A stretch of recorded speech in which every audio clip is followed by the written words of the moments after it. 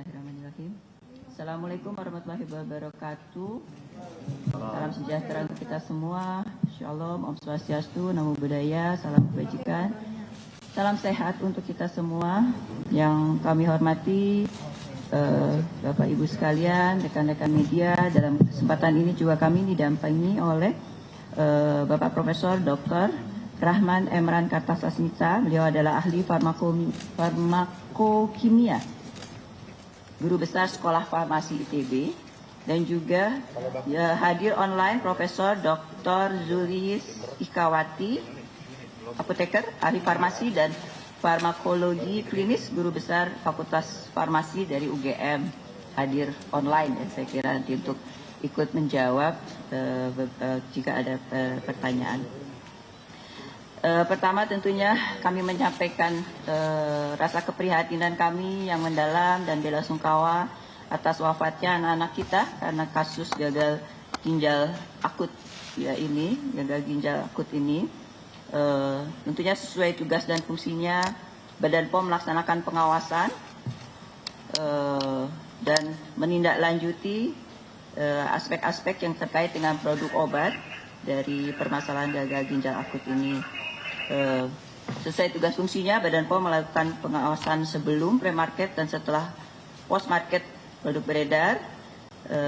Namun tentunya dalam hal ini juga industri farmasi memegang tanggung jawab penuh untuk selalu menjamin keamanan mutu dan khasiat manfaat produk sebelum atau setelah beredar, sebagaimana yang telah didaftarkan pada Badan POM. Dalam hal ini mungkin karena kami sudah melakukan press release 4 kali ya. Dan ini adalah kami akan melakukan press release yang kelima dan merespon terhadap list dari obat-obat yang telah diserahkan oleh Kementerian Kesehatan untuk ditindaklanjuti, melakukan sampling dan pengujian dan analisa dikaitkan dengan aspek kontaminan EG dan DEG yang kemungkinan ada. Nah, Badan POM telah melakukan beberapa langkah sebelumnya, ya. Sebetulnya sudah jauh dari semenjak penjelasan publik pertama, kami sudah melakukan beberapa langkah.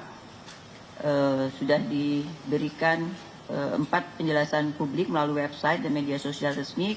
Saya akan mengikuti lagi satu demi satu ya apa yang sudah kami berikan sehingga ada kaitannya dan clear bahwa Badan POM sudah melakukan aspek respon cepat terhadap kasus yang ada. Kami sudah memberikan penjelasan publik pertama pada tanggal 11 Oktober yang dikaitkan dengan adanya informasi 4 sirup obat anak di Gambia, Afrika, dan menyatakan bahwa list dari sirup obat tersebut tidak terdaftar dan tidak beredar di Indonesia ya. Ada 4 sirup tersebut. Badan POM juga terus memantau karena kaitannya dengan substansi yang ada di dalamnya.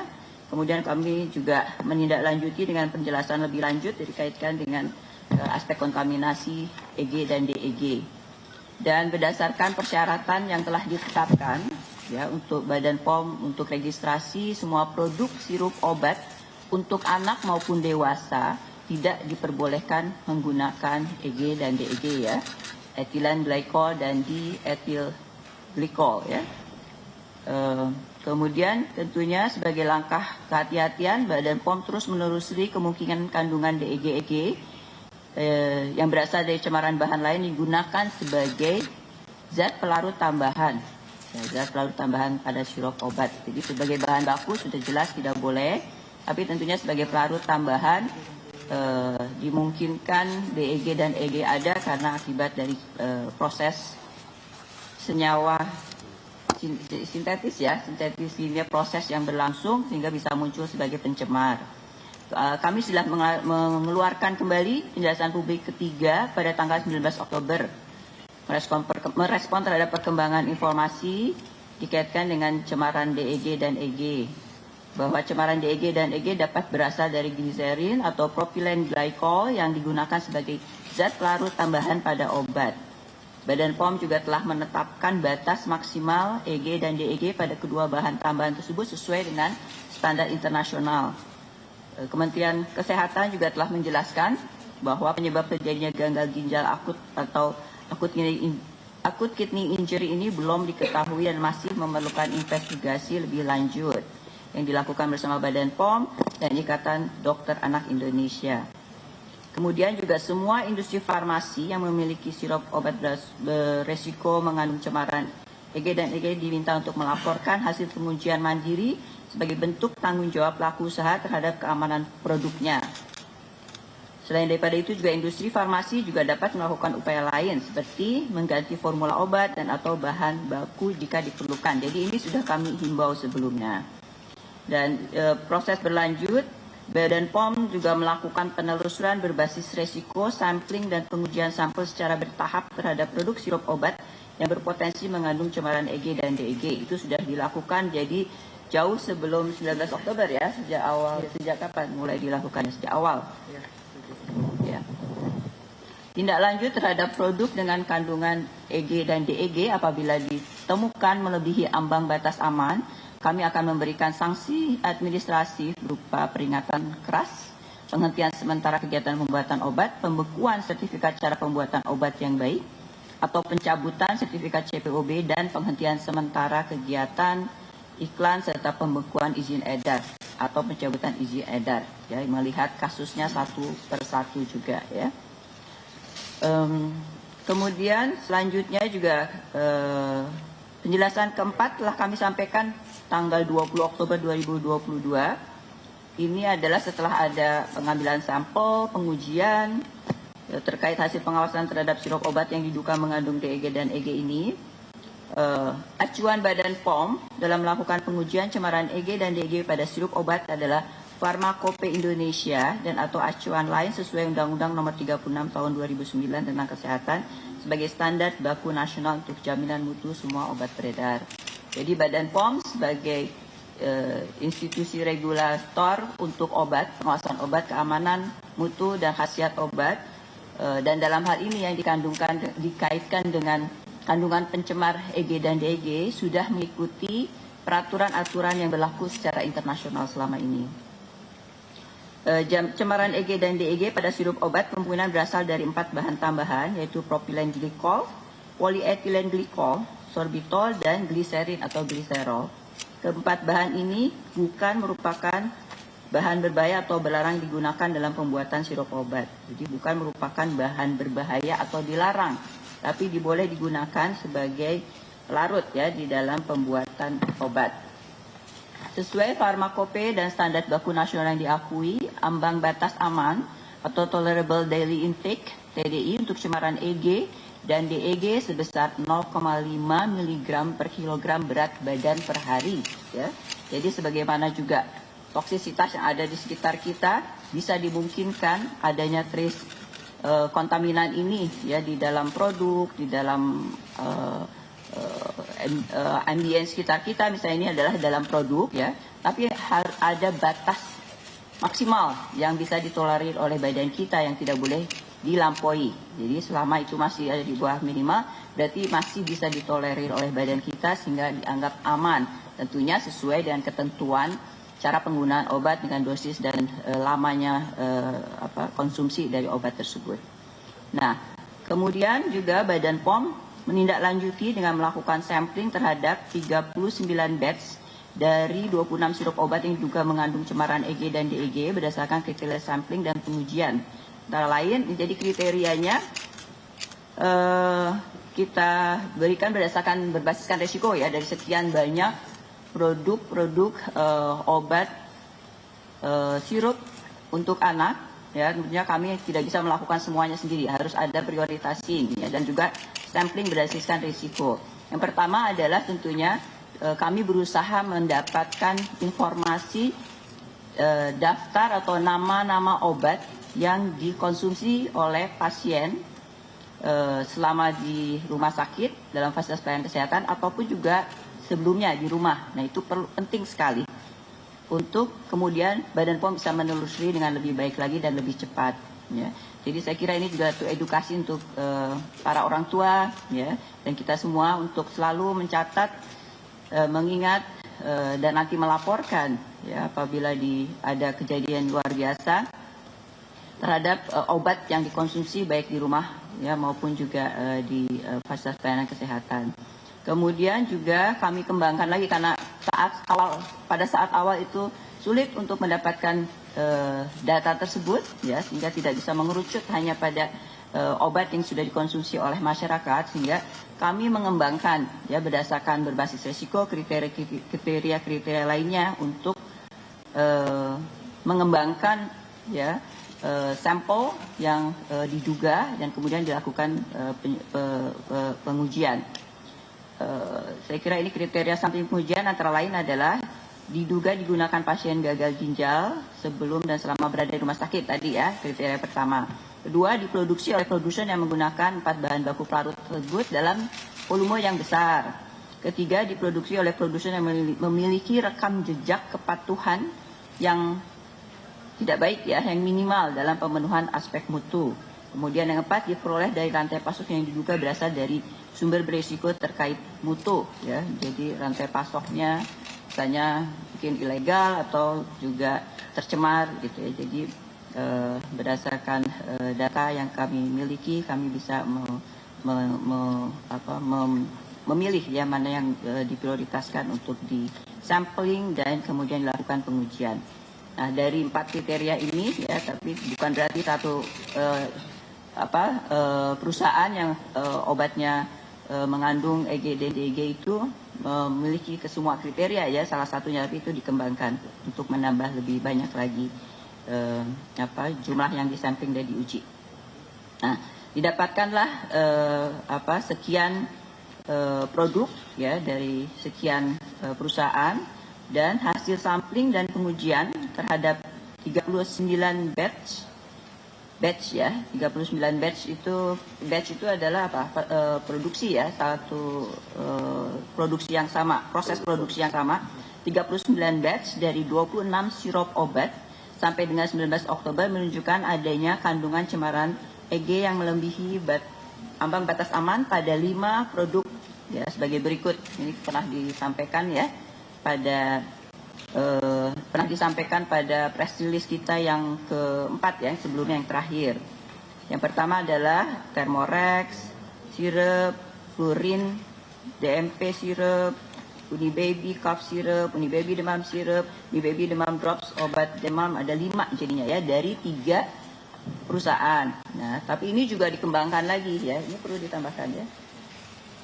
Kalimatnya yang perlu ditambahkan. Jadi ini kita kembangkan lagi juga, karena ini kan kita melihatnya selalu berdasarkan batch ya. Jadi ada misalnya untuk Thermorex yang produksi PT Konimax ini mungkin perlu kita tambahkan, karena juga ada yang kemudian dirilis bahwa aman ya. Ini Thermorex sirup obat demam untuk produksi PT Konimax ini sebelumnya dinyatakan tidak aman, tapi kemudian kita kembangkan lagi dengan melihat mensampel dan menguji dari batch-batch yang lain ya, dari lokasi peredaran ya, atau tempat stok ya, dari lokasi yang berbeda, tempat sampel yang berbeda ya, dan waktu produksi yang berbeda, di batch yang berbeda, ternyata aman ya. Jadi kemudian tentunya tindak lanjut dari hasil ini adalah disesuaikan, jadi penarikan hanya untuk batch tertentu ya. Batch itu adalah waktu periode produksi yang sama tertentu, artinya yang lainnya aman, hanya yang batch itu saja, karena didapatkan di batch-batch lainnya itu tidak melebihi ambang batas ya. Kita itu menjadi pemahaman saja bahwa aman atau tidaknya juga bisa berbeda dari batch yang berbeda, jadi proses produksi yang berbeda. Kemudian tadi ya udah 5, kemudian ada 3 perusahaan, tapi ada 1 yang ternyata baik, yang lain juga dikembangkan, ternyata banyak yang konsisten ya dengan yang sebelumnya. Tapi kalau khusus untuk produk yang pertama itu hanya untuk khusus batch tertentu. Nah, kami juga perlu menyampaikan bahwa hasil uji cemaran EG dan DEG ini bukan berarti mengatakan atau mendukung kesimpulan bahwa penggunaan sirup obat tersebut memiliki keterkaitan sebab akibat dengan kejadian gagal ginjal akut pada anak ya. Karena tugas kami untuk mengsampel dan menguji dan menunjukkan bukti mana yang memenuhi standar sebagai aman dan mana yang melebihi standar sebagai tidak aman sehingga harus dilakukan penarikan dan sebagainya. Itu hanya menunjukkan itu saja bahwa ini tidak aman dan aman. Tapi akibatnya, sebab apalagi jika dikaitkan dengan gagal ginjal, saya kira itu bukan tugas kami karena perlu pendalaman lebih lanjut lagi untuk menunjukkan sebab akibat, ya. Sebab akibat ya dari gagal ginjal dengan produk ini, tapi hanya mengatakan bahwa produk ini tidak aman atau aman gitu. Kemudian pada hari ini ya, pada hari Minggu ini alhamdulillah setelah kami mendapatkan tambahan, jadi apa yang sudah proses yang sudah kami lakukan sudah ada hasilnya sekarang untuk menyatakan mana produk-produk yang aman, artinya sudah tidak melebihi batas minimal, batas maksimal daily intake, sehingga bisa dikatakan aman, ya, sehingga bisa dikonsumsi kembali sesuai dengan tentunya dosis dan lama pemakaian. Pada hari ini, tanggal 23 Oktober, perkembangannya adalah pertama, ya, mungkin ada lampiran-lampirannya yang mungkin nanti bisa ditayangkan, nanti pun bisa disebarkan. Nah, berdasarkan penelusuran data registrasi seluruh produk obat bentuk sirup dan drop, ya. Ini penelusuran yang kami lakukan dari mulai awal. Dari 136 sirup obat terdaftar di Badan POM tidak menggunakan 4 pelarut tersebut. Propilen glikol, polyethylene glikol, sorbitol, dan atau glycerin glycerol. Sehingga aman sepanjang digunakan sesuai aturan pakai. Dan ini ada kami berikan dalam list lampiran nomor 1 ada 136. 133. Oh, 133 ya.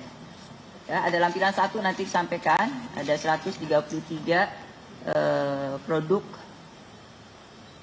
yang aman, yang tidak tidak menggunakan keempat ini ya pelarut tersebut. Jadi sudah jelas ini aman. Itu screen pertama, jelas tidak menggunakan pelarut tersebut. Jadi aman, bisa digunakan, ada 133.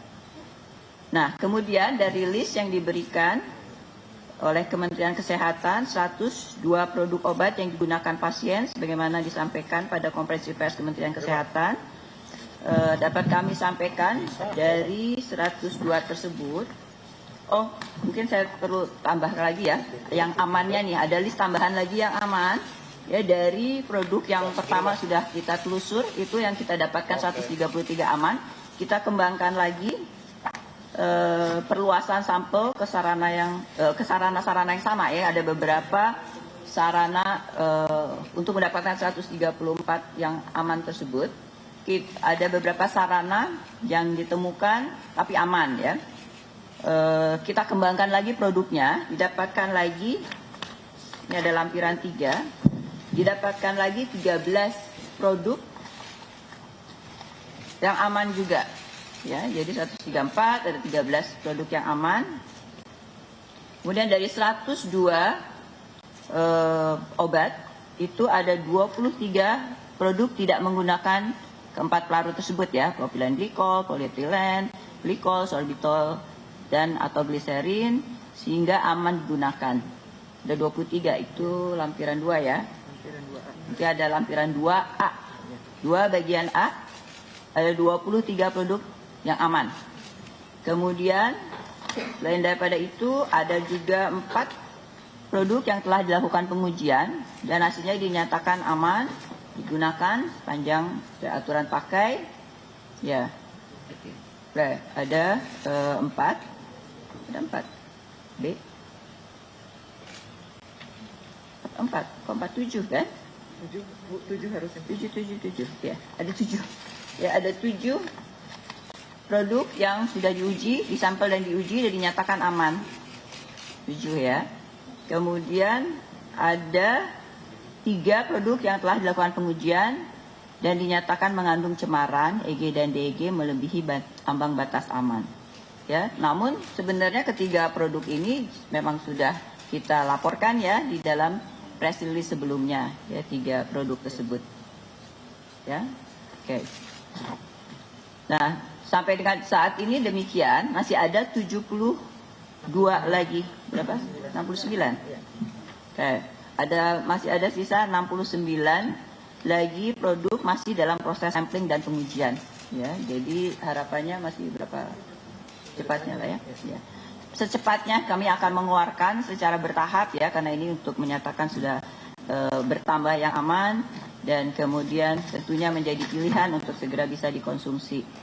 Ya, dalam hal ini juga Badan POM selalu melakukan juga patroli cyber, karena sekarang kita banyak sekali kami melihat maraknya penjualan online dari produk-produk obat tersebut, dan untuk menelusuri penjualan produk yang dinyatakan tadi tidak aman tadi ya, ada 3. Kami berkoordinasi dengan Kementerian Komunikasi dan Informatika dan Asosiasi E-commerce tentunya untuk melakukan take down terhadap 4.922 link yang teridentifikasi melakukan penjualan sirup obat dan dinyatakan tidak aman tersebut ya, dan akan segera di take down juga. Dan kami di seluruh Indonesia tentunya ada unit pelaksana teknis yang akan mengawal semua proses-proses ini. Sebagai penutup, Badan POM menghimbau dan mendorong tenaga kesehatan dan industri farmasi untuk aktif melaporkan efek samping obat atau kejadian yang tidak diinginkan pasca penggunaan obat kepada Pusat Farmakovigilan Meso Nasional ya, melalui aplikasi e-Meso. Meso itu adalah monitoring efek samping obat ya, aplikasi monitoring efek samping obat yang untuk segera dilaporkan ke Badan POM sehingga kita bisa menindaklanjuti dengan cepat. Dan terutama yang penting kami juga mengimbau masyarakat untuk lebih waspada, menjadi konsumen yang cerdas dan berdaya, selalu mencatat obat yang dimakan baik di rumah, swamedika maupun di fasilitas pelayanan kesehatan, sehingga apabila mendapatkan situasi seperti yang kita hadapi sekarang bisa segera cepat Badan POM menelusurinya. Dan hanya membeli dan memperoleh obat melalui sarana resmi, apotek, toko obat berizin, puskesmas atau rumah sakit terdekat.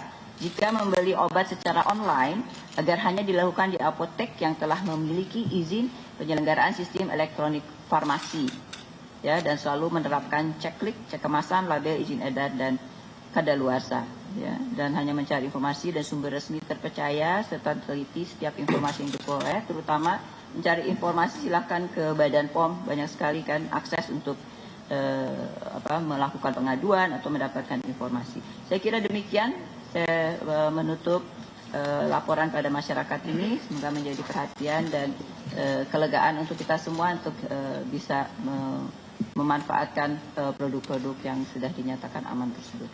Demikian, terima kasih. Assalamualaikum warahmatullahi wabarakatuh. Terima kasih banyak Bu Kepala Badan. Akan kami undang rekan-rekan media yang hadir secara luring untuk menyampaikan pertanyaannya. Yang pertama mungkin dari, silakan sebutkan nama dan asal medianya. Selamat sore, saya Vidya dari Detik Health. Ada beberapa pertanyaan. Pertama, mengingat ini terlanjur sudah ada tadi 5 produk, yang mungkin tadi ada 3 produk juga baru disebutkan, sudah termasuk dalam 5 yang kemarin disebutkan, yang ternyata mengandung EG dan DEG melebihi ambang batas. Apakah ternyata adanya temuan itu bisa dikatakan mungkin BPOM ada yang terlewat atau kebobolan sehingga bisa ada temuan itu dan baru ditemukannya sekarang gitu, atau mungkin bisa diluruskan sebenarnya apa yang membuat ditemukannya itu baru sekarang, sebelumnya apakah ada evaluasi yang berulang juga atau seperti apa prosedurnya. Kemudian juga seperti apa kemungkinan penyebabnya, apakah karena ada perubahan dari bahan baku obat cair, karena ada informasi yang beredar bahwa harga propilen glikol dan gliserin itu naik selama pandemi, sehingga banyak bahan kimia alternatif yang lebih murah namun kualitasnya mungkin lebih tidak aman dikatakan. Kemudian juga mungkin Bapak mau memberikan gambaran sebenarnya seperti semisal nanti produknya ini ketahuan mengandung EG dan DEG melebihi ambang batas, seperti apa prosedur dan mekanisme penarikannya? Apakah dari BPOM langsung atau juga mungkin ada turun tangan dari pihak lain seperti kepolisian misalnya? Kemudian juga terkait satu lagi, terkait sejauh ini apakah ada pencarian atau temuan lebih lanjut terkait ada atau tidak kaitan dengan kasus kematian di Gambia yang beredar informasi banyak katanya kematian cedera ginjal itu disebabkan oleh obat batuk dengan kandungan paracetamol. Terima kasih. Oke, pertama adalah tadi ya tentang pengawasan. Jadi begini, Badan POM sudah menerapkan pengawasan terhadap pencemar di dalam bahan baku. Ya di awal sudah di dalam baku pre-market dan post-market sesuai dengan ketentuan internasional. Ya bahwa pada saat pendaftaran tidak boleh menggunakan bahan baku yang mengandung ethylene glycol dan diethyl glycol. Ya, dengan kenapa? Ada batas cemaran. Iya nanti ditambahkan Bu. Ya, kemudian ya tentu saja ada batas cemarannya ya. Tadi dikatakan bahwa tidak mungkin kita pencemar nol misalnya ya dalam situasi yang ada, tapi ada batas pencemaran. Jadi ada persyaratan yang disubmit atau diserahkan kepada Badan POM di awal yang harus diserahkan dan memenuhi ketentuan yang memang telah ditegakkan. Ya, nah kemudian apabila akan melakukan perubahan dari bahan baku harus melapor pada Badan POM, ya tentunya itu dengan juga kepercayaan daripada otoritas obat Badan POM pada pelaku usaha, ya mengingat juga Badan POM mendukung percepatan dari legislasi sehingga tugas dari quality control dari industri farmasi masing-masing juga untuk melakukan pengecekan sendiri dan melaporkan ke Badan POM. Jadi ada trust kepercayaan, ya. Dan aturan yang sudah berlaku internasional sudah ditegakkan ya selama ini. Nah, kemudian selama ini memang pengawasan terhadap kadar pencemar di produk jadi itu tidak menjadi ketentuan dalam pengawasan, standar pengawasan atau standar apa istilahnya? Standar apa itu? Kompendia. Oh, standar kompendia atau standar pembuatan obat ya. Ya. Ya. Standar pembuatan obat tidak mensyaratkan adanya pengawasan produk jadi terhadap pencemar-pencemar tersebut. Ya. Nah itu sehingga itu memang tidak dilakukan. Ya. Namun memang selalu ada perkembangan, selalu ada kasus yang saya kira ini adalah sesuatu hikmah di balik ini adalah bahwa ini akan digunakan untuk memperkuat atau merubah sistem pengawasan pre dan post market yang ada. Jadi ke depan kami akan memperbaiki dan lebih memperkuat pengawasan baik di pre-market maupun juga di post-market dengan beberapa ketentuan-ketentuan yang mengharuskan industri farmasi lebih melakukan sendiri, menganalisa, memastikan quality controlnya lebih ditingkatkan dan kami akan mengawasi juga ya pengawasan di post-market dari produk tersebut tentunya dengan berbasiskan resiko. Tapi tetap ada sehingga ini memberikan keyakinan bahwa industri di dalam pre-marketnya akan taat terhadap aturan yang ada. Misalnya tadi ya, apabila ada perubahan bahan baku atau kandungannya seperti apa, sebetulnya apabila membeli dari sumber lain, mereka harus meyakinkan juga, tidak hanya berdasarkan pada certified of analysis misalnya yang dibuat oleh penjualnya, tapi mereka harus melakukan pengujian sendiri dari produk tersebut, meyakinkan dan baru mendaftarkan atau melaporkan pada Badan POM. Pertanyaannya lainnya adalah apa tadi? Prosedur penarikan. Prosedur penarikan tentunya silakan nanti. Prosedur penarikan dilakukan oleh industri masing-masing, dilaporkan pada kami tapi dikawal ya karena penarikan kan mungkin distribusinya sudah sampai ke titik terjauh atau di wilayah-wilayah Indonesia. Kami ada UPT kami tentunya ada unit pelaksana teknis balai-balai Lokapom di sana yang akan mengawal. Kami tentunya punya data distribusi tersebut. Kami akan mengawal dan mereka yang akan harus juga lapor di Badan POM. Ya. Dikaitkan dengan kejadian gagal ginjal pada anak di Gambia, saya kira juga sudah sampai dengan saat ini belum ada keputusan sebab akibatnya dikaitkan dengan adanya pencemaran EG dan DEG ya dari walaupun ada korelasi mungkin tapi kausal ya sebab causal relationship-nya juga belum bisa diputuskan ya untuk hal tersebut. Saya kira itu. Saya tambahkan Pak. Mau tambahkan? Ya. Silakan Pak. Tambahkan Pak. Mohon izin Bu Kepala Badan, Bapak Ibu sekalian. Saya kira yang disampaikan oleh Bu Kepala Badan bahwa tadi dilaporkan adanya produk-produk yang dilaporkan dari hasil pengujian itu EG-nya itu konsentrasinya melewati ambang keamanan. Ya. Namun itu perlu dipahami, itu sama sekali tidak menyatakan atau menstatement adanya hubungan kausalitas. Seperti disampaikan tadi bahwa penilaian keamanan itu berbasis nilai yang namanya probable daily intake sebesar 0,5 mg per kilogram berat badan per hari. Jadi dengan berdasarkan aturan pakai kita melakukan perhitungan dan itu disimpulkan melewati ambang tersebut. Tetapi di dalam kajian risiko atau assessment, apabila suatu nilai itu melewati ambang keamanan dalam hal ini adalah TDI, tidak dimaknai serta-merta akan terjadi keracunan. Tetapi maknanya adalah bahwa yang mengkonsumsi tersebut beresiko mengalami gangguan kesehatan. Sesuai dengan critical point yang dijadikan nilai penentuan nilai TDI tersebut. Jadi sama sekali di sini jangan kemudian lantas ditarik kesimpulan yang sangat gegabah bahwa itu ada hubungan kausalitas. Tidak sama sekali. Kaidahnya adalah apabila paparan itu melewati nilai ambang batas tersebut, maknanya adalah yang bersangkutan sekarang berisiko. Tapi tidak serta-merta dapat dikatakan terjadinya peristiwa keracunan atau intoksikasi. Demikian. Terima kasih Prof. Emran. Saya kira itu informasi tambahan yang penting ya, saya kira, dan itu tidak hanya terjadi untuk EG dan DEG ya, setiap toksisitas itu konsepnya demikian kan ya. Tentang adanya maksimum daily intake ya, toleransinya manusia itu perhitungan-perhitungan yang berbasiskan resiko. Nah, resikonya adalah misalnya karsinogenik, tapi bukan berarti dia langsung akan mendapatkan. Itu perlu pendalaman lebih jauh lagi oleh para expert ahlinya tentunya. Demikian. Tapi untuk kehati-hatian kita menerapkan ambang tersebut untuk mengatakan ini aman atau ini tidak aman. Kalau tidak aman berarti harus segera ditarik sehingga tidak dikonsumsi oleh masyarakat. Ya, sebagaimana tadi 3 produk tersebut. Ya, berikutnya Bu, mungkin dari berita 1. Ya, cek. Saya Puja dari Berita 1, terima kasih Bu Penny untuk penjelasannya. Ibu boleh tolong dikonfirmasi sebenarnya apakah EG dan DEG ini digunakan dalam formulasi obat atau kedua senyawa ini hanya muncul dari 4 bahan pelarut ini? Bisa tolong dikonfirmasi Bu untuk edukasi masyarakat juga. Terima kasih. Baik, saya kira saya serahkan pada ahlinya ya biar lebih detail. Jadi apakah ini digunakan atau apa tadi sekali lagi?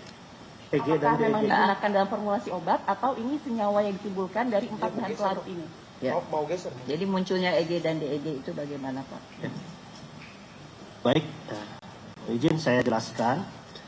Jadi EG dan DEG itu adalah 2 bahan kimia yang non-edible. Jadi sama sekali tidak boleh digunakan pada produk apapun yang ditujukan untuk dikonsumsi oleh manusia. Dasarnya begitu Pak.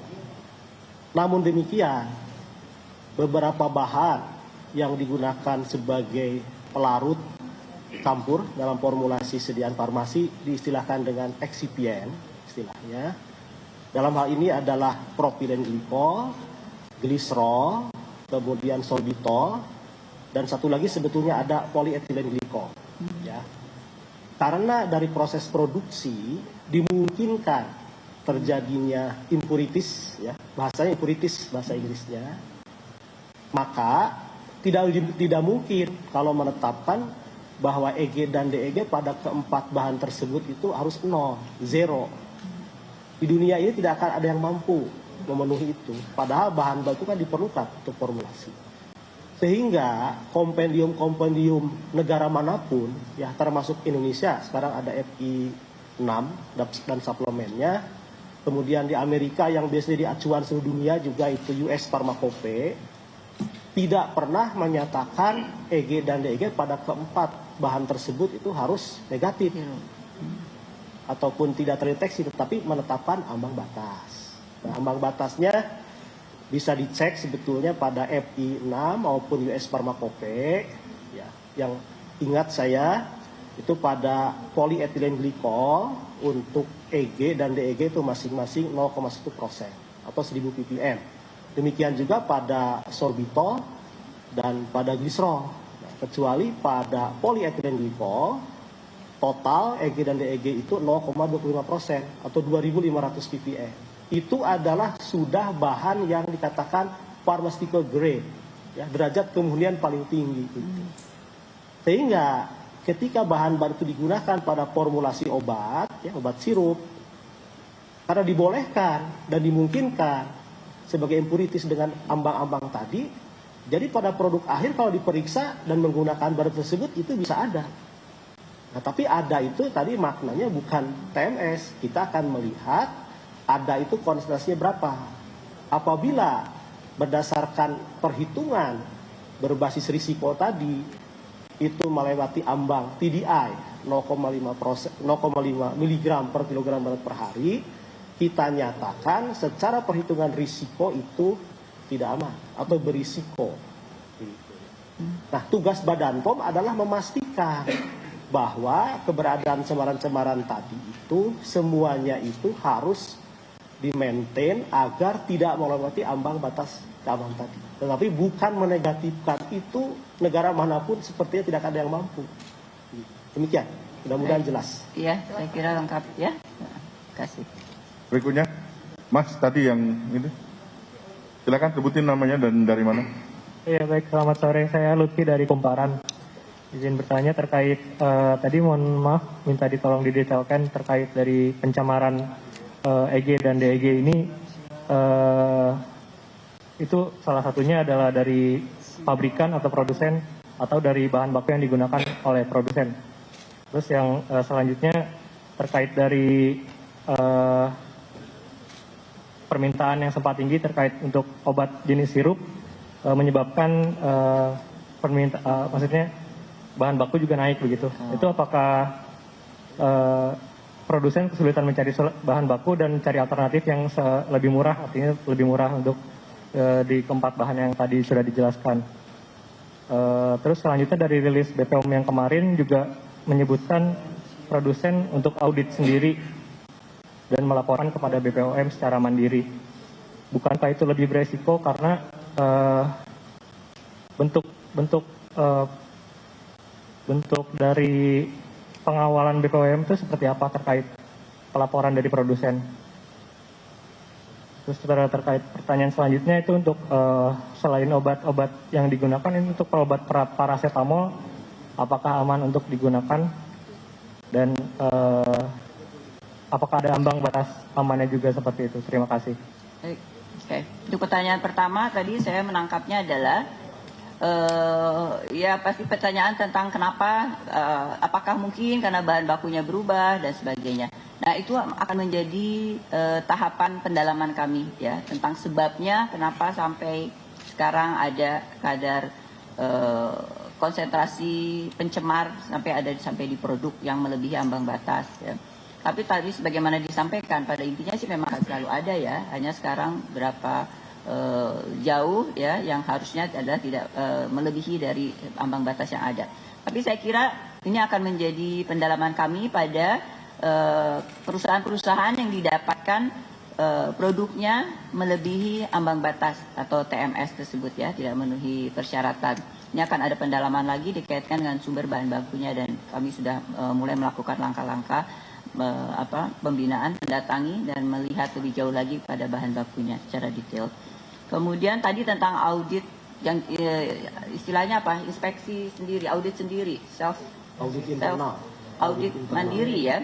Saya kira itu adalah ketentuan yang ada ya di dalam standar industri farmasi ya, industri farmasi dan juga dalam kaitannya dengan pengawasan obat secara internasional bahwa tanggung jawab terhadap quality control dari proses bahan-bahan baku yang ada di industri farmasi ya juga harus ada, terutama tanggung jawab tersebut di industrinya tersebut masing-masing dan Badan POM nanti memverifikasi, bukan berarti diserahkan begitu saja, tapi Badan POM secara intensif melakukan pre-market, jadi pengawasan pada saat pendaftaran, pemberian submission dari dokumen-dokumen yang ada. Kami tentunya melakukan pencermatan dengan